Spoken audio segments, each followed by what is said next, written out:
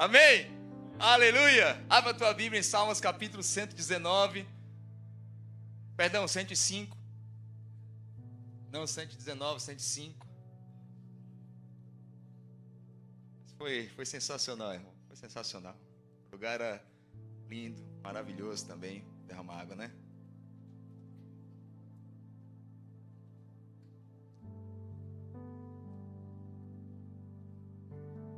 Salmos 105, a gente vai ler a partir do versículo 16.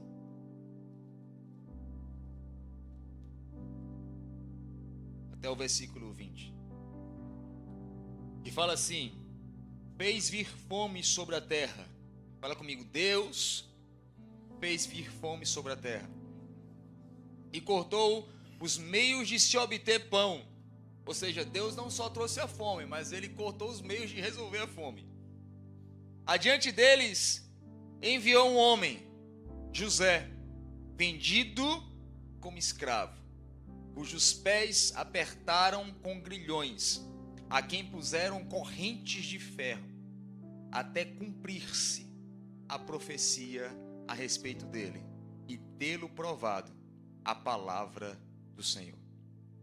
O rei mandou soltá-lo, e potentado dos povos, e pôs em liberdade, e constituiu o Senhor de sua casa, e mordomo de tudo que possuía, para o seu talante sujeitar os seus príncipes, e os seus anciões ensinar a sabedoria. Fecha os teus olhos, coloca a mão no teu coração, e desde já me ajuda. Ora aí, irmão, faz pastor. Deus libera um Red Bull espiritual sobre a vida do pastor hoje. Red Bullzinho, irmão, uma dose alta, cavalar. Amém? Pai, no nome de Jesus, mais uma vez eu quero te honrar, te adorar, Pai, te dar toda a honra e toda a glória. Eu quero te pedir que o Senhor possa mais uma vez abençoar esse povo aqui hoje, Pai.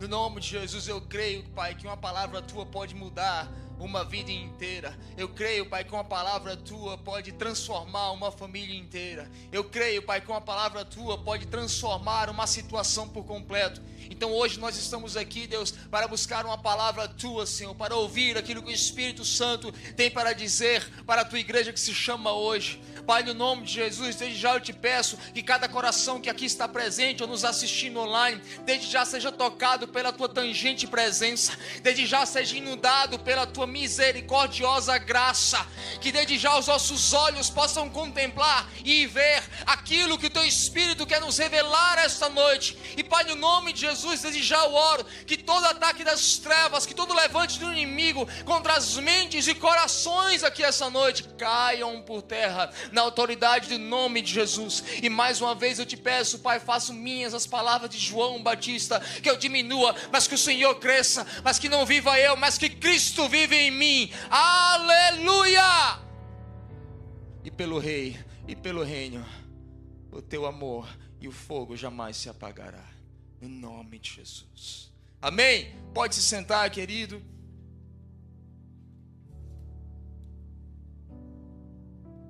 Olha para a pessoa que está do teu lado e fala assim: are you ready? Você está pronto?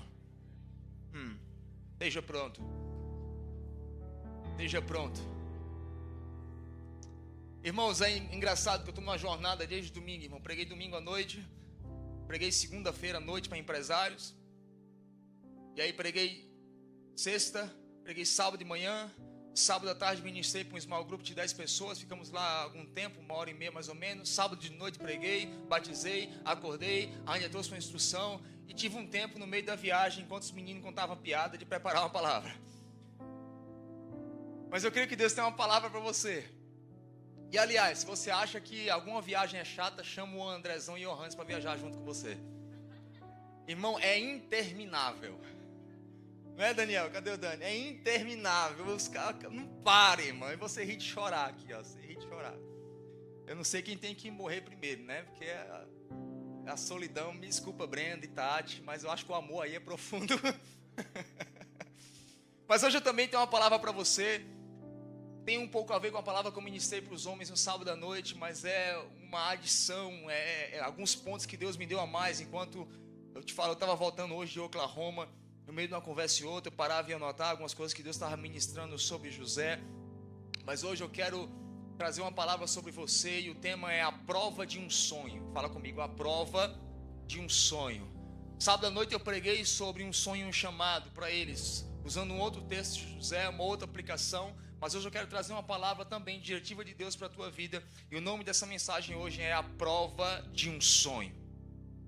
E é interessante que em Salmos capítulo 105 narra essa história de uma forma um pouco diferente, de uma outra perspectiva, de um diferente ponto de vista de Gênesis capítulo 37. Aqui é o próprio Deus que está falando através do seu servo Davi, e Deus fala para Davi o seguinte: eu enviei fome sobre a terra, e eu cortei os meios de se obter pão. É como se Deus enviou a desgraça, mas Deus também impediu o homem de achar uma solução para resolver a desgraça. Então a gente vê uma ação soberana de Deus aqui. Mas a Bíblia também continua no versículo 17, quando fala assim: e Deus enviou José. Fala comigo, Deus enviou José. Então a primeira coisa que eu entendo aqui é que Deus enviou a fome, Deus enviou a escassez de pão, mas Deus também enviou José. Uau!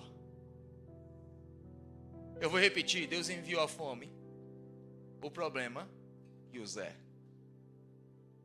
Eu vou repetir de novo, porque cada vez que eu repito eu sou ministrado. Deus enviou a fome, o problema e o Zé. Porque em todas as situações da sua vida, Deus vai enviar muitas vezes o problema, e parece que Ele impede que o problema se resolva, porque na verdade Ele também está enviando José. E aqui eu aprendo que o início de tudo, Deus começa com a sua soberania. Quando eu entendo que Deus enviou José, há uma soberania de Deus em tudo que iria e que aconteceu na vida de José. A gente vai decorrer um pouco na vida dele, mas você precisa entender que é Deus que está por detrás dessa história. E muitas vezes a gente não entende que é Deus que está por detrás da sua história. Não é o diabo, não é a política, não é a sua idade, não foram os seus erros, porque Deus não perde o controle. Deus enviou a fome, Deus também enviou a falta de solução para resolver o problema, mas Deus enviou José. E é interessante que Gênesis capítulo 37, quando os irmãos dele olharam para ele e falaram assim: lá vem o sonhador. Fala comigo, lá vem o sonhador. Porque muitas vezes a resolução do problema, irmão, está em estar com o sonhador. Porque Deus enviou o problema, Deus também bloqueou a resolução do problema, mas há um atrelante: Deus enviou um sonhador.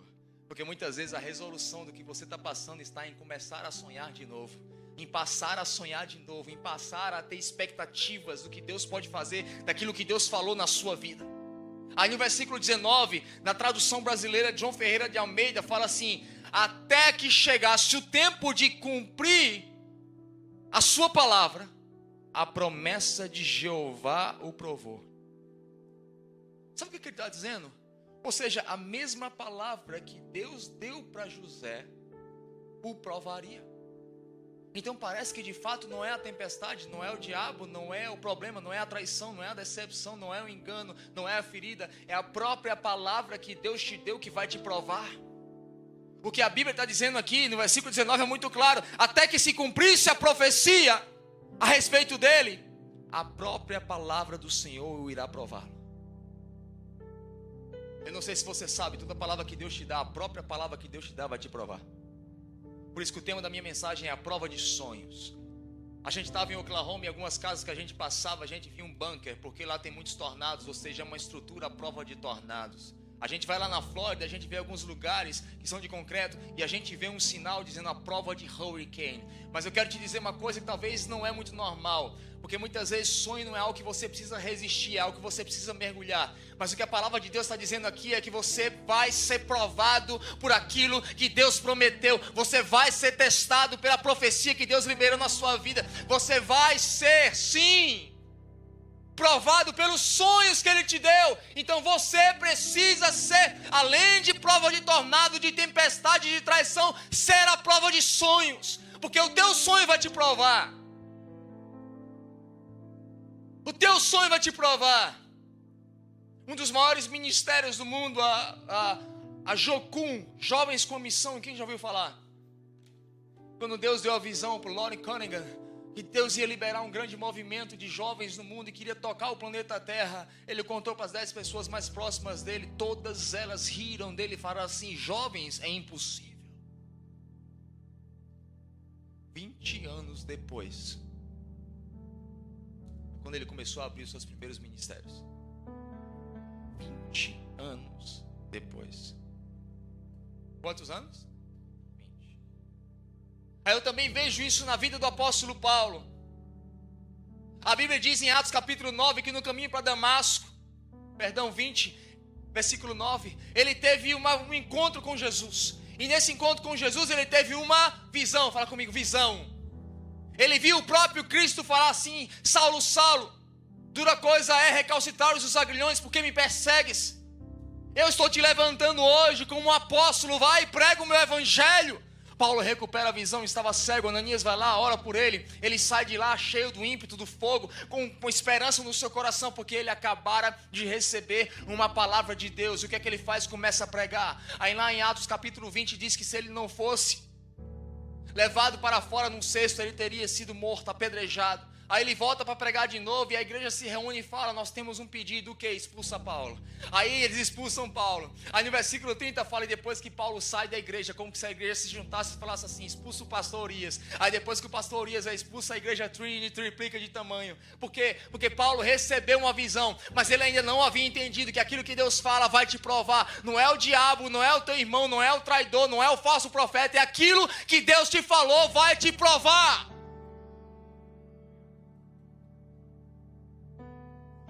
E a gente vê isso de forma muito clara na vida de José. E eu quero destrinchar isso em 5 pontos. Fala comigo, 5 pontos. E o primeiro ponto é: José foi traído por quem o invejava, mas não deixou de sonhar. Ele não deixou de sonhar. Mas a primeira coisa que eu entendo, para você ser a prova de sonhos, você precisa ter cuidado com quem você compartilha a visão que Deus te dá. Cuidado para você não compartilhar a visão que Deus te dá com gente cega. Pastor, mas os irmãos de José não eram cegos? Eram cegos. Porque a Bíblia vai falar lá em Gênesis capítulo 37 que eles estavam cheios de inveja e ciúme. Fala comigo, inveja, ciúme. E inveja e ciúme, proximidade, é um elemento proporcional e totalmente benéfico para a cegueira. Aonde há intimidade, inveja e ciúme é a cegueira. Jesus já falava: não há profeta sem honra a não ser na sua própria casa. Porque a proximidade junto com a inveja, com a cegueira, junto com a inveja e com o ciúme, ela traz cegueira. José compartilhou a sua visão no ambiente de cegos, de cegueira. Então cuidado, irmão, com quem você compartilha a tua visão. Por quê? Porque a gente vive numa cultura da desvalorização. Desvalorização de quê, irmão? Daquilo que Deus é na tua vida, daquilo que Deus falou na tua vida, daquilo que Deus fez na tua vida. É uma cultura da desvalorização, porque não, tudo que Deus que Deus fez na vida de fulano foi bom, mas na minha vida é melhor ainda. Nós vivemos uma cultura de desvalorizar aquilo que Deus faz na vida do outro. Porque na verdade você quer ouvir que o outro está bem, mas não melhor do que você.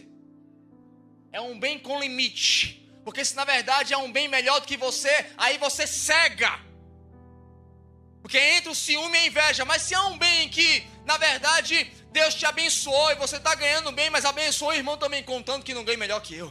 Na verdade, aquele bem que Deus te abençoou, está te dando filhos, contanto que a outra pessoa não tenha mais filhos do que eu. Porque a cegueira, o ciúme e a inveja te dão uma cegueira que roubam de ti a visão da celebração. E no ambiente de ciúme e inveja não há celebração. Agora deixa eu te dizer uma coisa. Deus não erra no erro dos homens.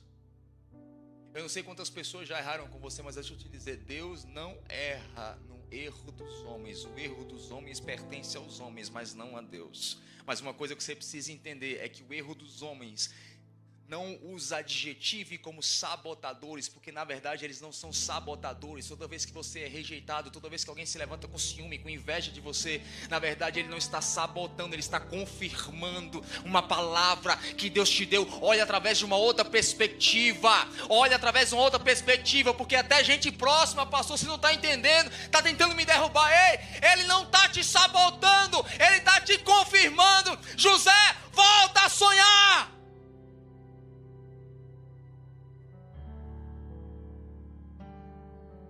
Porque tudo que a prova está gerando em você é um novo sonhador. Fala para você, volta a sonhar. Volta a sonhar. E é interessante, irmão. José sonha com o quê? Fala comigo, feixes. Com o que ele trabalhava no campo? Aí a gente podia dizer, isso aí não é sonho, é uma mensagem do seu inconsciente. Porque se você trabalha com carros e sonhar com carros, é só o seu dia a dia. Mas a verdade é porque Deus não dá sonhos para quem não faz nada. Porque sonho para quem está parado sem fazer nada é delírio, mas sonho para quem está ocupado é um sonho de verdade. Agora quem está parado, desocupado, sem fazer nada e fala, não, eu tenho um sonho, Deus, não, você tem um delírio. Porque o que é que você faz para isso acontecer? Fala comigo, Deus não erra no erro dos homens. E todo levante contra mim não são de sabotadores, são de confirmadores. Eu costumo dizer o seguinte, irmão, se o diabo não está contra você, está caminhando de mão dada. Porque a Bíblia diz, sujeitai-vos a Deus e resistir ao diabo. Se eu estou resistindo ao diabo, a palavra grega fala contraponto, contraposto. Ou seja, nós vamos nos encontrar, porque nós estamos indo de encontro.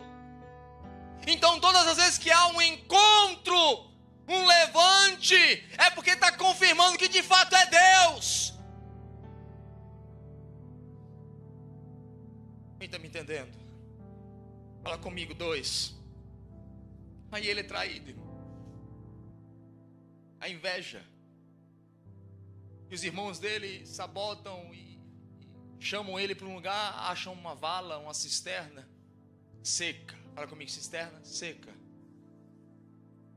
E jogam José dentro de uma cisterna seca. Cisterna naquela época tinha 7 a 10 metros de profundidade. E por ter 7 a 10 metros de profundidade, agora o sonhador não está num palanque, o sonhador não está sendo ouvido na mesa do seu pai Jacó. O sonhador não está voando nas asas da graça, da esperança daquilo que ele ouviu de Deus. O sonhador está agora num buraco, que é quase um túmulo, junto com baratas, aranhas e escorpiões. Mas não foi o diabo, não foi os ateus, não foi aqueles que são declaradamente inimigos de Deus, foram seus irmãos. E não eram qualquer irmãos, eram irmãos filhos de Jacó, que posteriormente, irmão, virariam tribos de Israel. Então deixa eu te dizer, não era gente ruim, era gente numa fase ruim. Então você precisa entender que muitas vezes aquelas pessoas que você está lá dizendo, gente ruim, não presta, está se levantando contra mim, às vezes não é na essência, mas é na fase. Mas por que na fase? É porque Deus de fato deixa. Porque eles viriam se tornar as 12 tribos. Eles jogam ele naquele buraco. Eu acho interessante, irmão, fala comigo, buraco vazio, cisterna vazia. E ontem pregando para os meninos, me veio essa revelação na hora. Toda cisterna em Israel, ela fazia parte do ambiente agrícola. E eu creio que era o ambiente agrícola do próprio pai de José. E toda cisterna, na verdade, Deus chamava cisternas de maldição. Jeremias, o profeta, fala, eu tenho algo contra vocês, a mim vocês me abandonaram como um manancial de vida, fonte de vida, e cavaram cisternas que são rotas, que não seguram água. Todas as cisternas que Israel cavou naquele tempo, e ainda tem até hoje, lá, os buracos, era todas as vezes que Israel deixava de acreditar em Deus como fonte, como provedor, como protetor, como descanso e como envio. Porque Deus falou, eu vou enviar a chuva a tempo e a fora de tempo. Era Deus dizendo assim, cara, não se preocupa, você vai ter colheita o ano inteiro. Eu vou enviar a chuva a tempo e a fora de tempo. Aí Israel falou assim, não, chegou um momento que eu não estou mais, eu estou duvidando, eu olho para um lado é só terra, eu olho para o outro é buraco, é trevas, então cava um poço.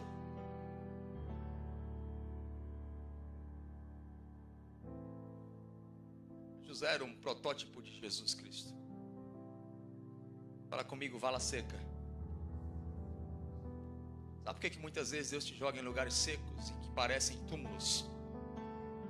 É porque a gente precisa entender que a prova que Deus está te colocando não é para gerar uma provisão, é para gerar um provedor. Porque Jesus fala, aquele que crê em mim, do seu interior fluirão rios de águas vivas. O que José não entendia ainda é que ele, por mais que estava num momento de sem água, sem comida, de fome, de solidão, de escassez, ele não deveria estar clamando pela provisão, ele deveria entender que ele era o provedor. Porque não tem lugar seco aonde fonte coloca o pé.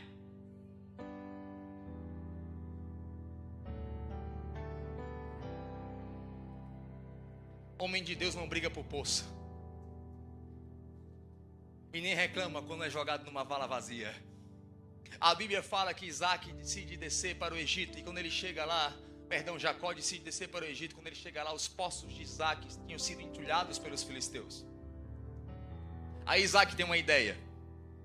Ele fala o seguinte: não vamos cavar novos poços, vamos desentulhar os poços que os filisteus entulharam do meu pai. Aí ele desentulha o primeiro poço. Aí começa a jorrar água. Aí começa a sair vida. Aí a Bíblia diz que os pastores contenderam entre eles e quiseram colocar o nome no poço, e quiseram se apropriar do poço. Aí o primeiro chegou lá e falou: esse poço é meu. Aí o que Isaac fez? Cara, eu não vou brigar por poço.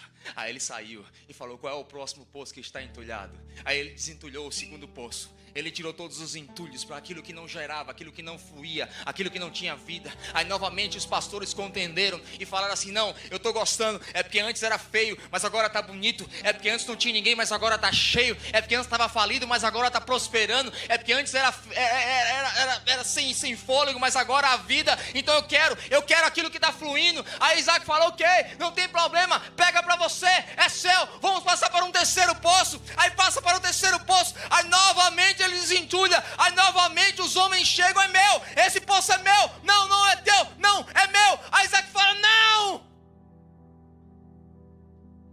vamos agora cavar o nosso próprio poço. Porque quem é fonte não briga por poços. Só briga por poço quem deixou de ser fonte. O que José não entendeu é que Deus estava com tudo, com o cenário, falando assim: José, não se preocupa se a vala é seca. Não se preocupa se você está sendo traído, está sendo julgado, está sendo abandonado. Não se preocupa, José, porque você é provedor. Você é a provisão. Porque quem entendeu Jesus como uma fonte não vai brigar por poço. Fala para você mesmo: eu sou uma fonte. Então para de ficar invejando o poço do outro. Então para de ficar chateadinho, murmurado com Deus, quando Deus, o poço do outro jorra mais que o teu. Não, irmão, cava o teu próprio poço.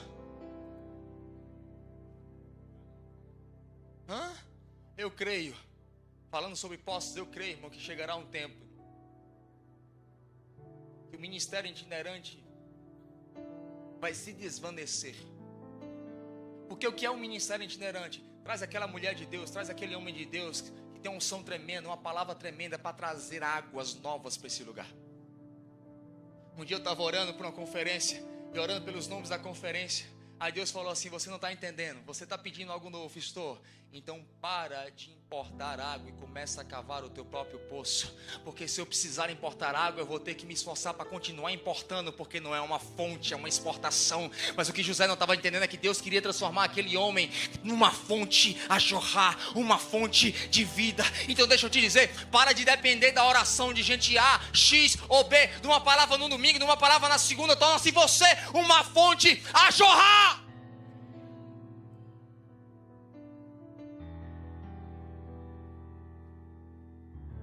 Aí ele é vendido. Os midianitas os compram. E segundo os Salmos, ele foi acorrentado. Agora o menino, todo bonitinho, perfumado, da casa do herói da fé, Jacó. Tinha uma roupa bonita, linda, um manto colorido. Agora está de algemas no seu pescoço, nas suas mãos e nos seus pés. A imagem é humilhante. Fala comigo, a imagem é humilhante. Por quê? A imagem pode até mudar, mas a visão não. A imagem era humilhante, porque a imagem pode até mudar, mas o chamado não. A imagem era humilhante, porque a imagem pode até mudar, mas o sonho não. Por quê? Porque mesmo quando estava lá, no meio de ciúme, no meio de inveja, fala comigo, José não deixou de sonhar. Ele não deixou de sonhar. Todas as vezes que ele abria a boca, não vai dar. Todas as vezes que ele contava detalhes, não, isso não vai dar certo. Mas ele não deixou de sonhar. Ele agora está no Egito. Mas por ele ter favor de Deus, ele vai para a casa de Potifar. Ele se torna o mordomo-chefe da casa de Potifar. E a Bíblia diz que dia após dia, irmão, dia após dia, a esposa de Potifar intentava ele. Porque segundo a Bíblia, José era um homem de boa aparência e bonito. Ou seja, ele era bonitão. Imagina, homem de Deus e bonitão. A esposa de Potifar todos os dias ia lá. Todos os dias. É como se, cara, eu já passei por inveja, por traição, por ciúme. Aí já me mazelou todo no coração, foi tanta ferida. Aí quando eu me curo, aí agora as pessoas me trocam por moedas. Aí agora eu sou jogado, traído pelos meus irmãos. O que a gente não entende, irmão, é que José é um prototipo de Jesus. Jesus recebeu um manto do seu pai favorecido de unção, graça, poder e glória. Mas ele foi traído pelos seus irmãos e trocado por moedas.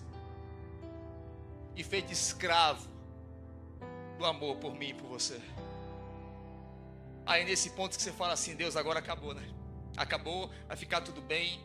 Eu já curei meu coração das feridas, da traição, da inveja, do ciúme. E agora eu estou trabalhando na casa de um homem importante, Potifar.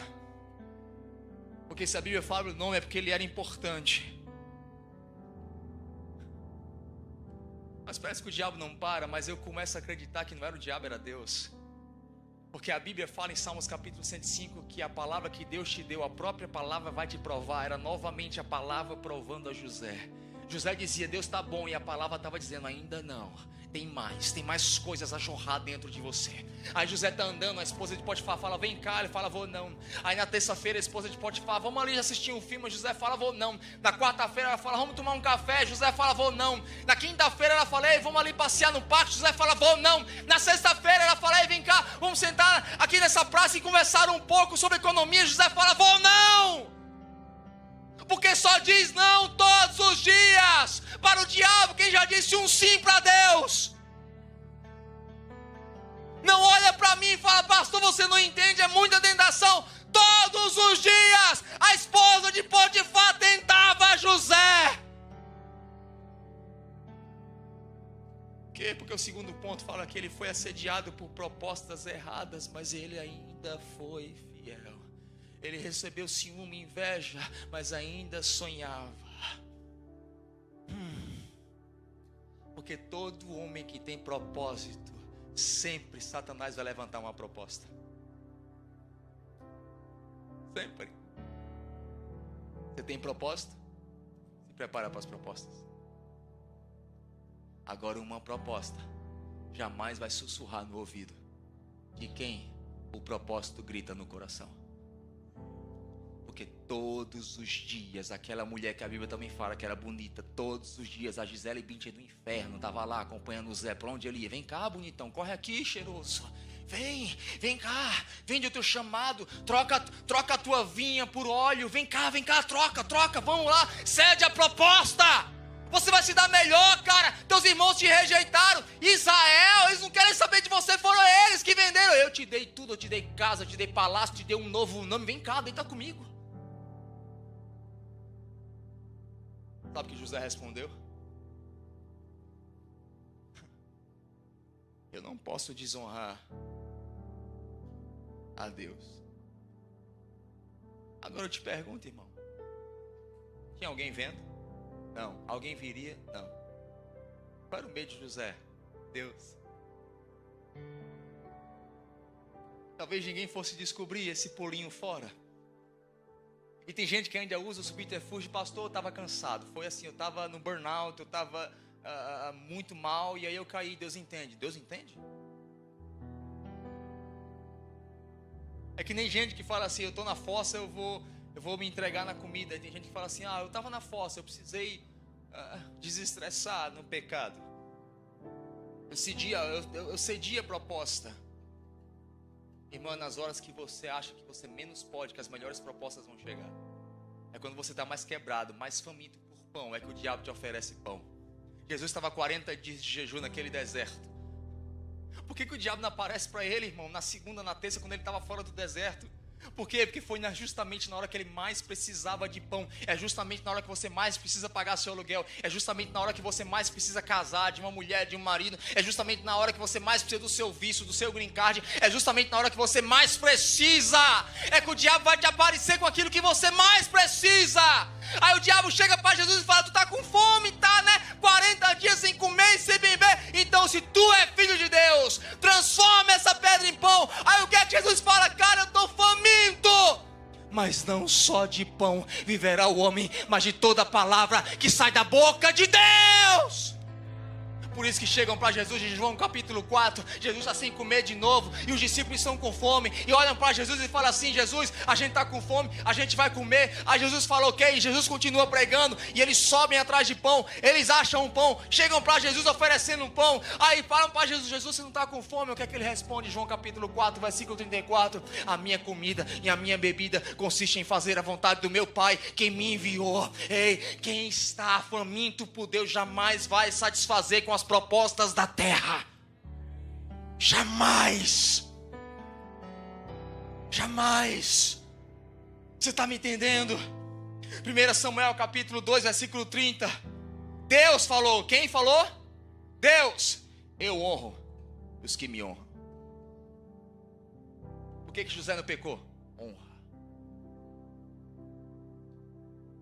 Agora sabe o que é honra? Não é medo do inferno. Porque tem gente que não peca com medo do inferno. Isso não é santidade não, irmão, isso é escolha. Me mostra na Bíblia que era pecado José se deitar com a filha de Potifar naquele tempo.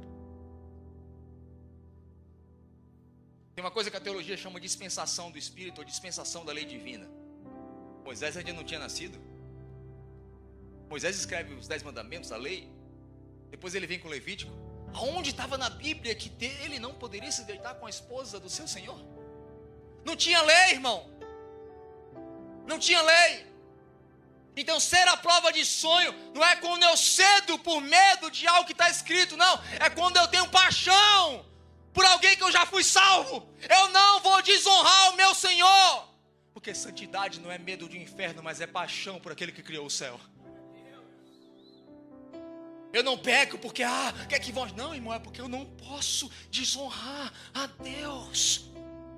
Não é medo do inferno, é desejo pelo céu. Porque se o céu não tem Jesus, eu não sei para onde eu queria ir. Eu não sei o que é pior. Porque sem Jesus também é um inferno. Você está me entendendo? Deus fala, quem? Deus, eu honro os que me honram. Aí tem gente que inverte isso. Deus, é o seguinte...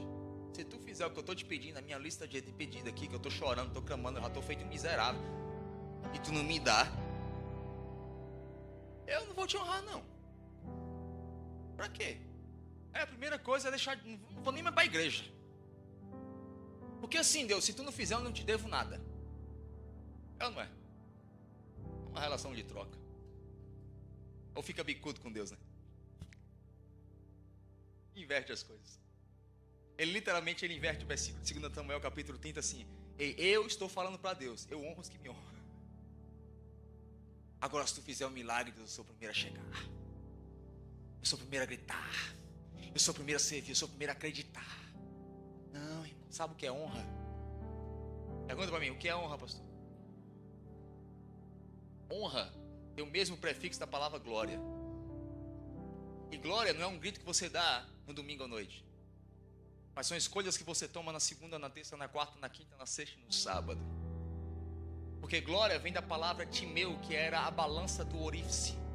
O homem que pegava o ouro e colocava no fogo, numa chama ardente de fogo, para tirar aquilo que era impuro e puro.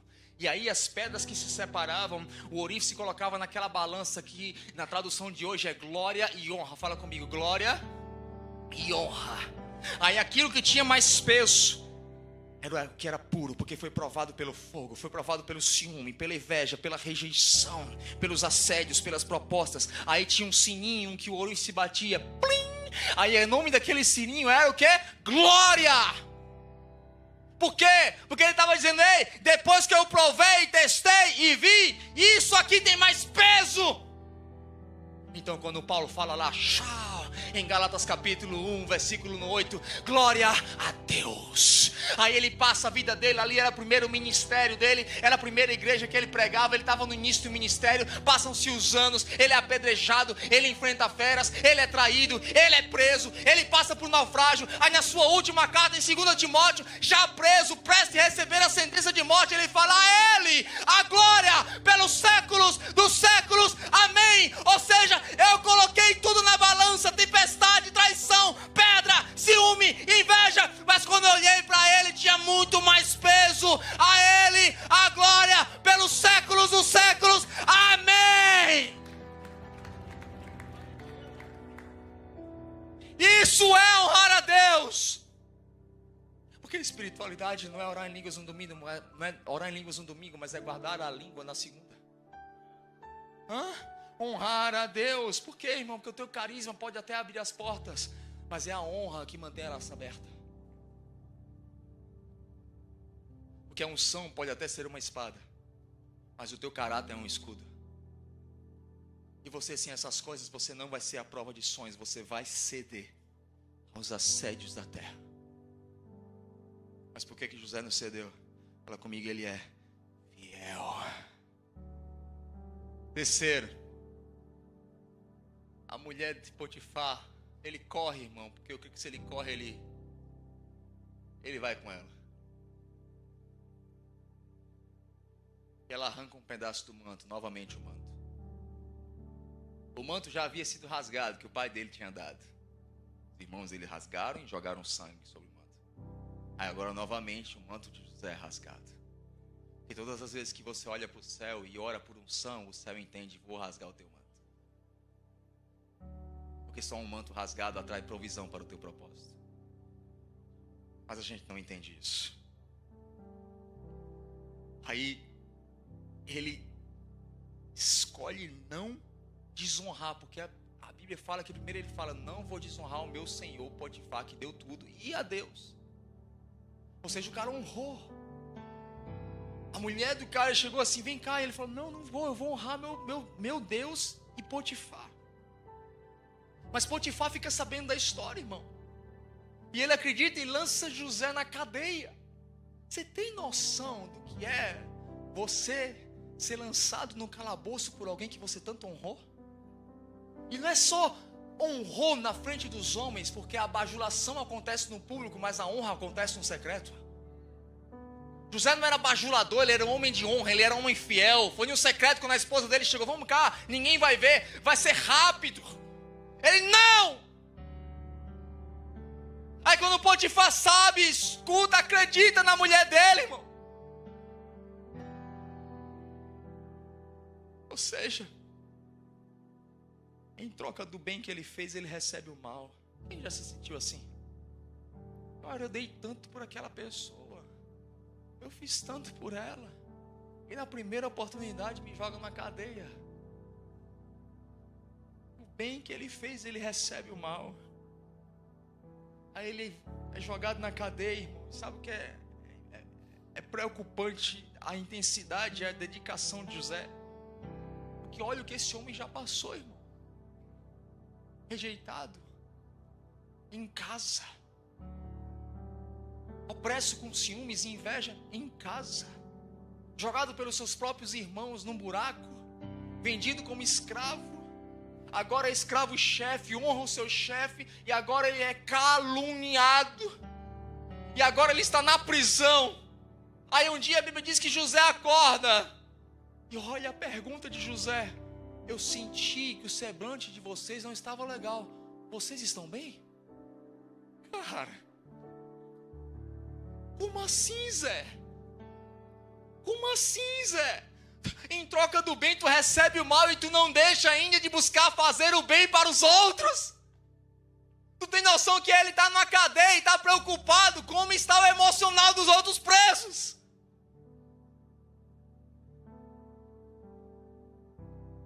Como é que vocês estão? Vocês estão bem? Por quê, irmão? Porque José continua determinado. Dentro de todas as suas adversidades, ele continua ajudando os outros. Por quê? Porque José sabia que fazer bem vai gerar uma colheita que ninguém pode impedir. Porque fazer bem é um plantio. Fala comigo, fazer o bem é um plantio com uma colheita garantida. Passou onde é que está escrito? Gálatas capítulo 6, versículo 9. E nós não nos cansemos de fazer o bem, pois no tempo próprio colheremos, se não desanimarmos. Sabe quando a colheita é preparada para você plantar o bem? É justamente quando você tem tudo para não fazer o bem e só querer fazer o mal, sabe? A vingança criativa.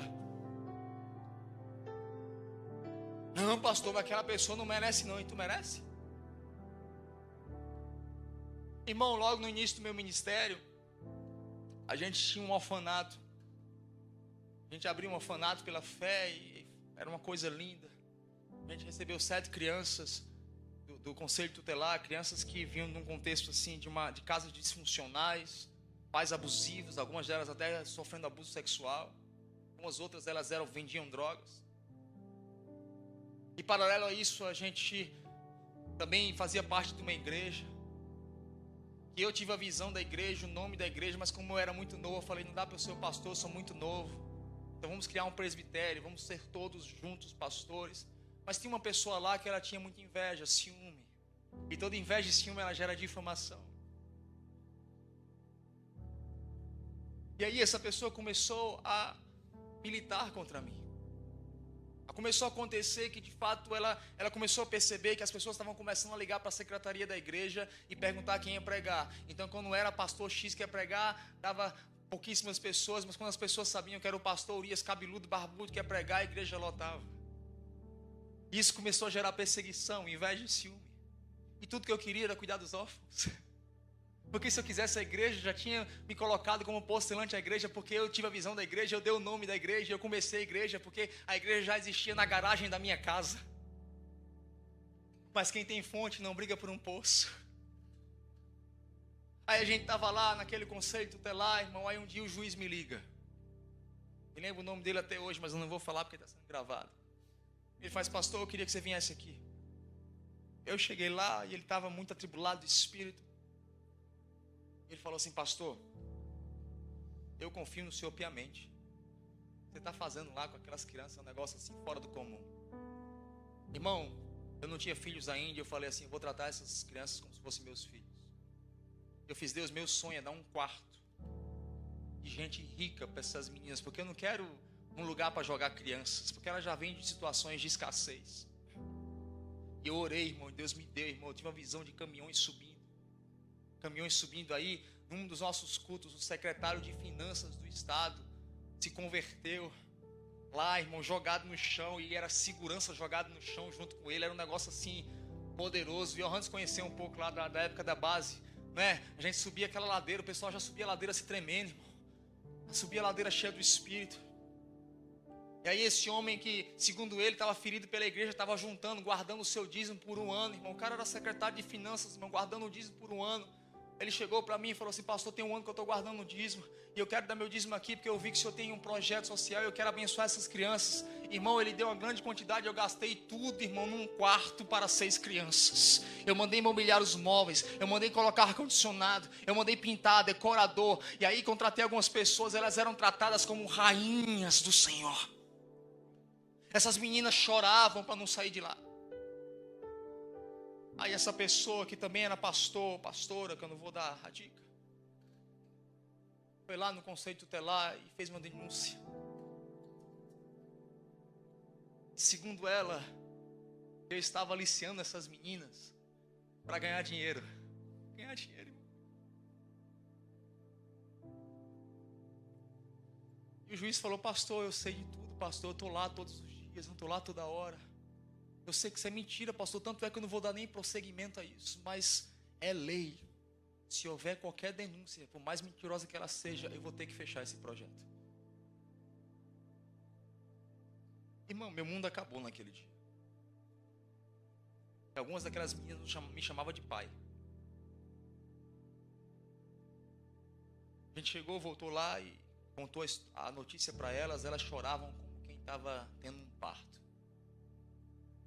E algumas delas, ao irem embora, gritaram: pastor, por favor, me adota.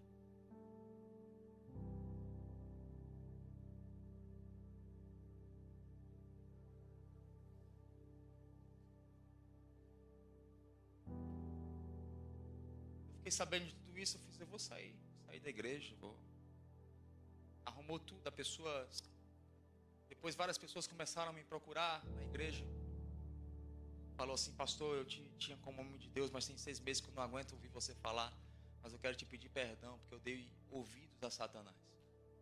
Porque o pastor ou a pastora fulano de tal estava falando e denegrindo a sua imagem dentro da igreja, e eu sei que era por ciúme e inveja. Uma pessoa atrás da outra começou a me procurar para me pedir perdão. Sabe qual foi a minha resposta? Que Deus te abençoe e abençoe esse pastor e essa pastora. Eu fiquei calado. Passou-se um tempo, perdi tudo. Fiquei morando lá na base missionária, sem igreja, sem projeto.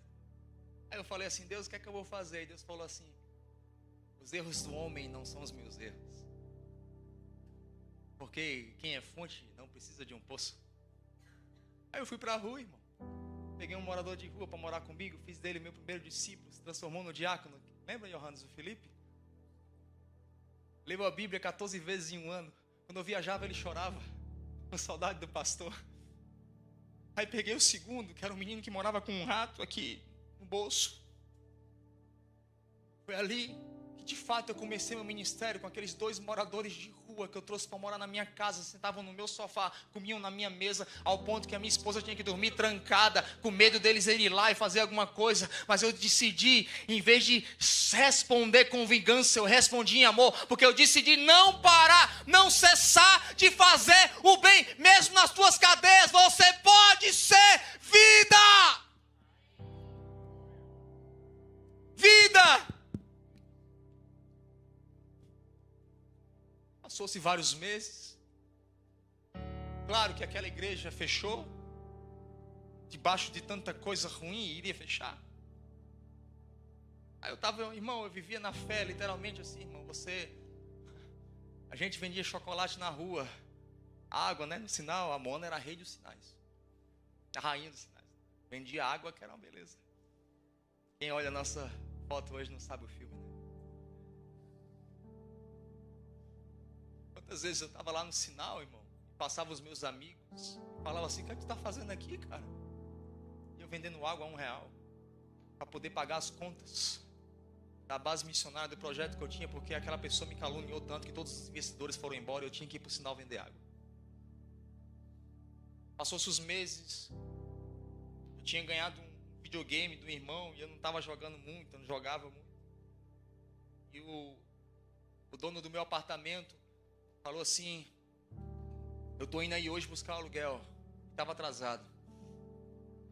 E eu falei assim: passa de 4 horas da tarde. Por quê? Porque de 2 horas da tarde a pessoa que ia comprar o meu videogame ia passar para eu pagar o aluguel.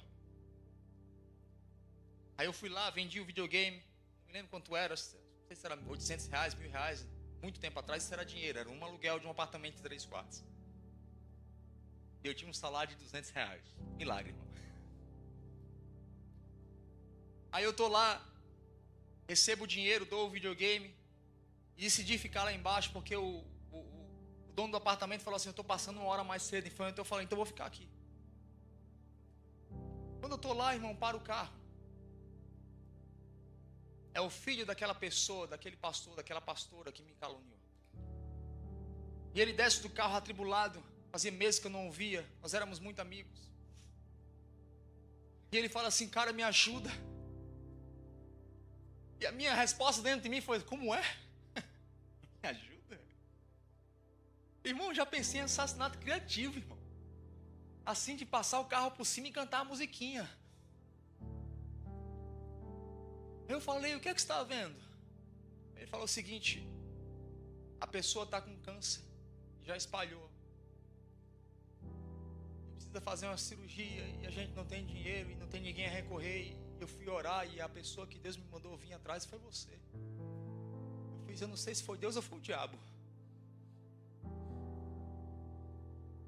Lembra do dinheiro que estava no meu bolso? Eu olhei para aquilo e fiz: essa é a oportunidade de Deus transformar um governador no meio das suas cadeias.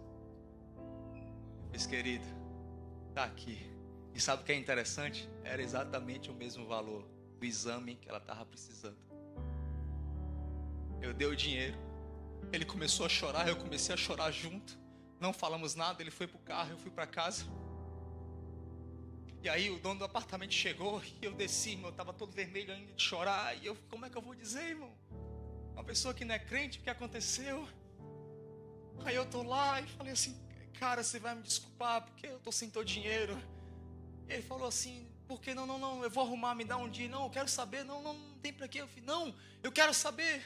Aí eu contei a história para ele, e depois de 15 minutos estava eu e estava o dono do apartamento chorando no hall do elevador, e ele falou assim: pode ficar com esse mês de aluguel, porque cara, isso é sensacional, você tinha todo o direito de não fazer isso, você tinha todo o direito de errar, mas eu decidi continuar fazendo bem no meio das minhas cadeias, depressões, invejas, decepções, porque você precisa ser a prova de sonhos. Sabe o que aconteceu? Foi curada, fez a cirurgia, aí abriu a igreja de novo. Quem chamou para pregar? Pastor Urias. Aí eu falei: não vou não tem para quem não vou. E Deus falou: vai, porque eu te chamei para ser pão de vida onde há fome. Irmão, eu fui lá pregar, aquela pessoa não parava de chorar do início ao fim. No início ao fim era um choro que constrangia a alma. Por quê? Porque eu decidi continuar me importando em fazer o bem, mesmo com quem me fez o mal. Eu decidi continuar sendo pão de vida, mesmo quem me roubou o pão. Eu decidi continuar a ser fonte de vida, mesmo quem me roubou a vida. Eu decidi continuar dando água, e mesmo em quem me roubou o poço que eu cavei, gerei e jejuei para ter. Então não olha para mim e fala que você tem um sonho se você não é a prova de sonhos.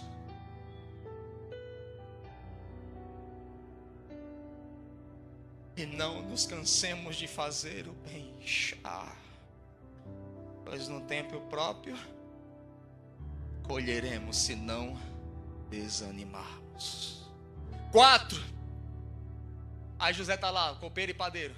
O faraó fica com raiva do copeiro e padeiro, manda eles para a cadeia. José está lá, um dia eles acordam e falam. Qual é a pergunta de José? Você está bem, querido? Eu acho que José era meio pastor Márcio Valadão.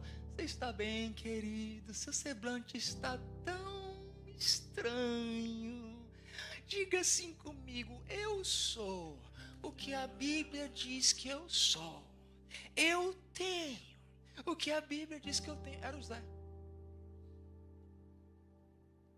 Aí eles têm um sonho. Aí José é o quê? Sonhador. Ele interpreta o sonho. Aí ele fala o seguinte: padeiro, tu ó, morte. Tchau. Trevas, covas, névias. Mas tu, copeiro, 3 dias o faraó te chama. Quantos dias? 3 dias. Vem 3 dias. O que é que acontece? O faraó manda chamar, irmão. O copeiro vai, e o que é que José fala? Ei, quando tu chegar lá no faraó, lembra de mim. Porque afinal de contas, irmão, eu trouxe o discernimento, o teu sonho ia acontecer, irmão. Irmão, qualquer um lembraria de José, amém? Tu tá preso, tu tem um sonho, o cara fala assim: 3 dias tu vai sair. Irmão, eu lembro. Eu vou lembrar disso o resto da vida. Não é qualquer palavra, é uma profecia poderosa que se cumpre. Aí o copeiro chega lá, o que é que acontece? Passa 3 dias e nada, 4 dias e nada. Eu creio que todos os dias José esperava aquela porta bater e o copeiro falava: vamos, estamos juntos. Vamos sair do cárcere para o palácio. E passou uma semana e nada. Passou 1 mês e nada, 2 meses e nada, mas aquele homem continuava se levantando todos os dias e falando assim: você está bem, querido, fala comigo, eu sou o que a Bíblia diz que eu sou, eu tenho o que a Bíblia diz que eu tenho, porque eu não me canso de fazer o bem. Mas José foi esquecido, fala comigo, foi esquecido. por quem ele ajudou. Mas ele sabia que Deus não o havia esquecido. Passa-se 2 anos. Quantos anos? 2 anos.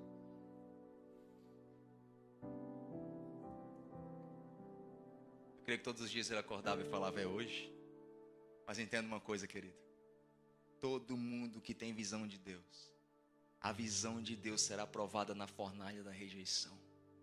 Porque se ela é celestial, ela permanecerá. Porque entenda uma coisa: se Deus quer te esconder, ninguém te revela. Agora, se Deus quer te revelar, ninguém te esconde. Então não ora: Deus me tira por detrás das malhadas. Não, Deus, seja feita a tua vontade, aqui na terra como é no céu. Que o pão nosso nos dai hoje. Mas sabe o que era aquela rejeição? Fala comigo: rejeição é misericórdia. Porque eu volto a dizer: o sim de Deus, irmão, Ele te abençoa, não, Ele te educa. Mas o ainda não te forja. O ainda não de Deus te forja. José não estava pronto, ao ponto que quando ele tem os seus 2 primeiros filhos ainda como governador, o nome do primeiro filho dele é Manassés e o segundo é Efraim.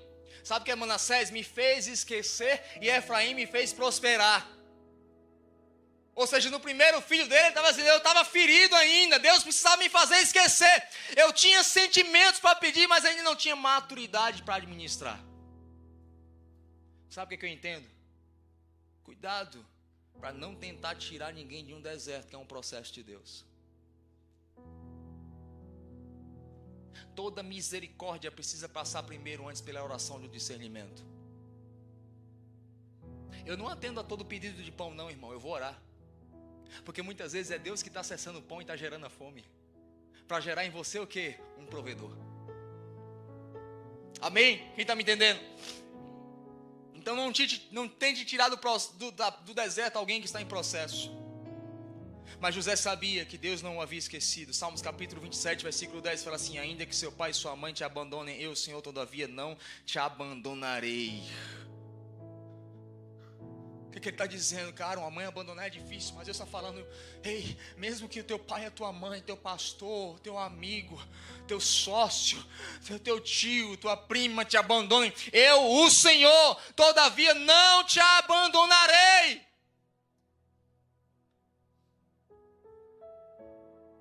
Eu sei que está na moda agora esse negócio de mesa. E muitas vezes a gente está procurando mesa. Por quê? Porque a gente precisa que as pessoas nos promovam. Mas toda mesa que você senta não é para que as pessoas possam te promover, mas para que você deixe Cristo ser promovido na mesa que você se assenta. Porque no final de contas, Deus não queria dar uma provisão para José. Deus queria transformar José num provedor. Porque repete comigo: toda prova não atrai uma provisão, mas gera um provedor. Porque José era o pão, José era o provedor. Porque novamente eu te falo: quem tem fonte não briga por poços. Agora está demorando, irmão. Começa a crer. O dia Abraão está duvidoso, está depressivo, está triste, está cheio de abalos na sua fé. E Deus tira Abraão da tenda e fala assim: olha para cima. Fala comigo: olha para cima. E conta as estrelas, Abraão. Irmão, estava de dia. Que estrela? Qual estrela? Mas Abraão estava no mesmo processo. Deus, já sou velho, cadê os meus filhos? Aí Deus falou: Abraão, não olha para baixo, olha para cima. Por quê? Não, Deus, mas não tem nada, tem só sol, irmão. Quem crê enquanto não vê, uma hora vai começar a ver. Era isso que Deus estava dizendo: eita, sol, mas se você crer, você vai ver estrela num dia ensolarado.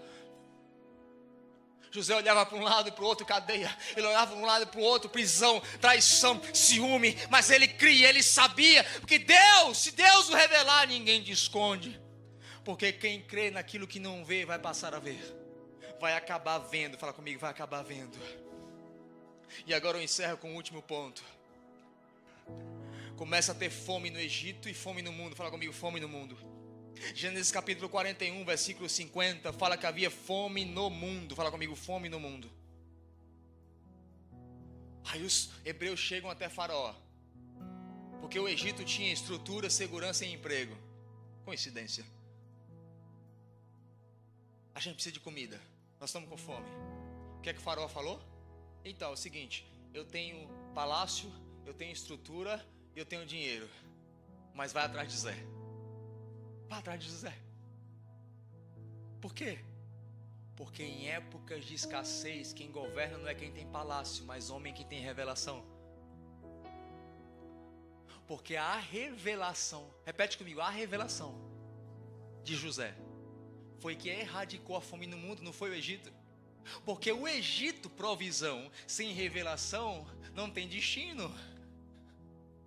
Por isso que Deus olhou assim para José e falou: cara, eu posso te dar tudo. Por quê? Porque o dinheiro na tua mão não encontra corrupção no teu coração, mas encontra destino com o reino na terra.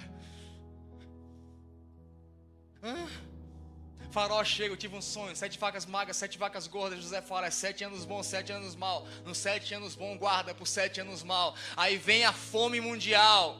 Aí José faz celeiros, ele vira um pão pro mundo. O cara que estava em fome, que estava em escassez, não tinha o que comer, não tinha o que beber, traído, vendido, caluniado, esquecido, agora é o pão da fome, que dá vida, é a água que jorra para a sua sede. Porque o que erradicou a fome não foi a estrutura do Egito, mas foi a fidelidade de José, quando ele não tinha tudo para não crer. Foi o sonho de José, quando ele tinha tudo para não sonhar. Foi a honra de José, quando ele tinha tudo para não honrar. Foi tudo aquilo ali que foi gerando nele, não uma provisão. O que salvou o Egito e o mundo não foi uma provisão, foi um provedor. Aí os irmãos chegam até ele e não reconhecem José. Mas José os reconhece e se revela para eles. Quando ele se revela para eles, os irmãos falam assim: uau, esse cara vai nos matar. O que é que José fala? Não tenha medo. Eu não sou o sol.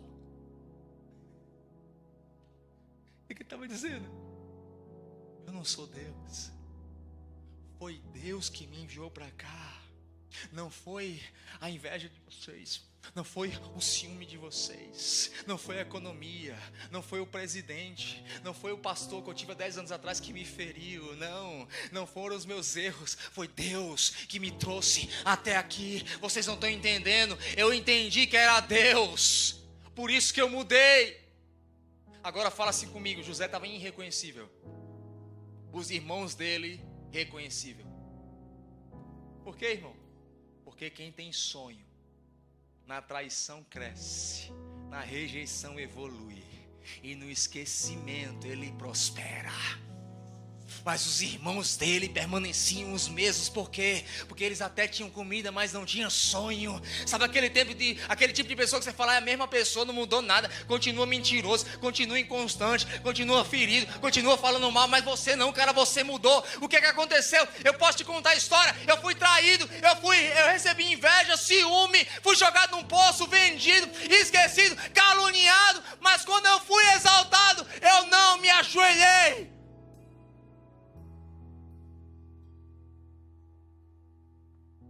Porque o que Deus quer gerar é um provedor. E para encerrar, fica de pé do seu lugar.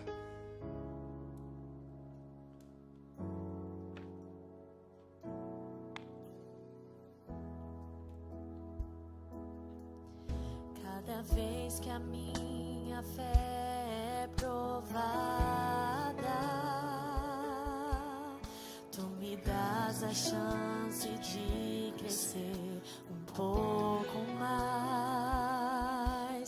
nas montanhas e vales, desertos e mares que atravesso me levam pra perto de ti.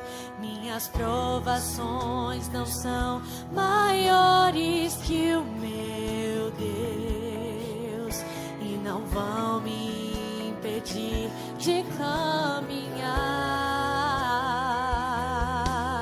Se diante de mim não se abrir o mar, Deus vai me fazer andar por sobre as águas, rompendo em fé.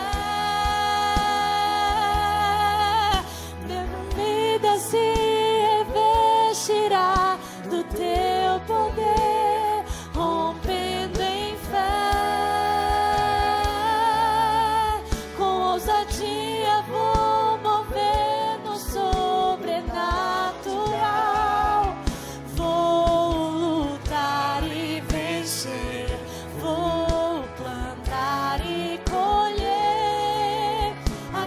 dia vou viver rompendo em fé.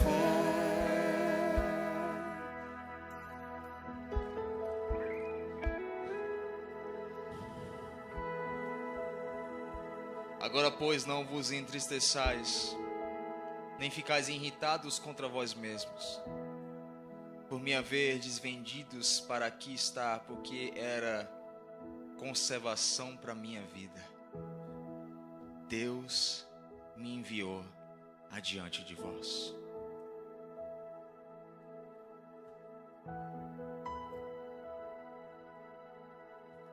Porque já houve 2 anos de fome na terra, e ainda restam 5 anos em que não haverá lavoura nem colheita. Deus me enviou adiante de vós, para conservar a vossa sucessão na terra, e para vos preservar a vida por um grande livramento. Ou seja, vocês tentaram me matar, mas eu estou aqui como alguém que vai protegê-los. Assim não fosse vós que me enviastes, e sim Deus, que me pôs por pai de Faraó, o Senhor de toda a sua casa, e como governador em toda a terra do Egito. Quem tinha título era Faraó, mas quem governava era José.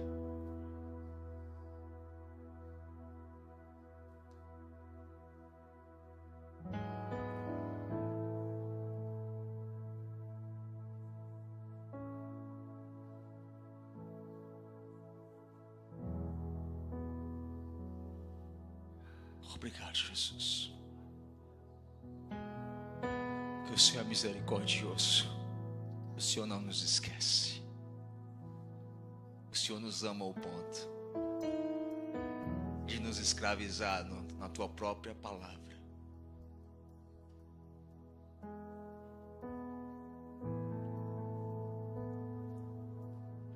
Deus te abençoe, querido.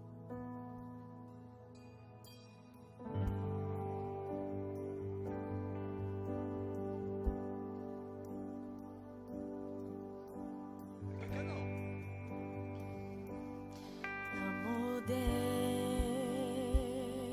Deus, tua graça nunca falha. Que armação é essa? Todos os dias eu estou em tuas mãos.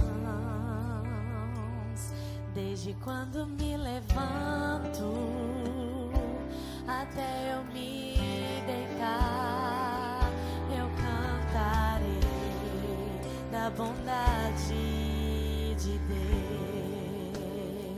Presbiteriano, tá vendo? És fiel em todo o tempo, em todo o tempo tu és tão, tão bom, com todo o fôlego que tenho, eu cantarei da bondade de Deus. Tua bondade me seguirá, Senhor. Tua bondade me seguirá, Senhor. Eu me rendo a ti, te dou o meu ser, entrego tudo a ti. Tua bondade me seguirá, Senhor. Tua bondade me seguirá, Senhor. Tua bondade me seguirá, Senhor.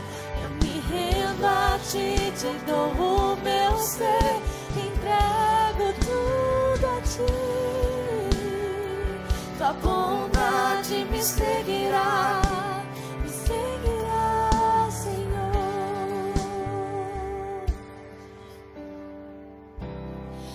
És fiel em todo o tempo, todo tempo tu és tão, tão bom. Com todo o fôlego que tenho, eu cantarei da bondade de Deus.